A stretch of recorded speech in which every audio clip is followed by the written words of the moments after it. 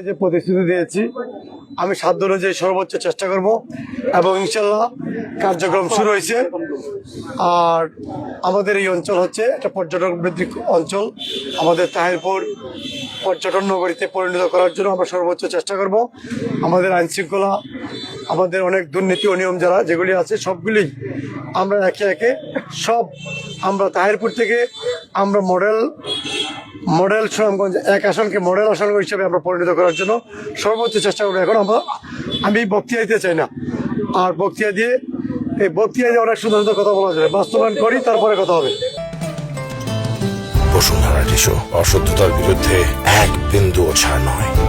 আমরা প্রথমে হচ্ছে আমাদের হাওড় অঞ্চল, এখন প্রথম প্রায়োরিটি হচ্ছে হাওড়ের ভাত। এখন আমাদের এই অঞ্চল হাওড়ের উপর নির্ভরশীল।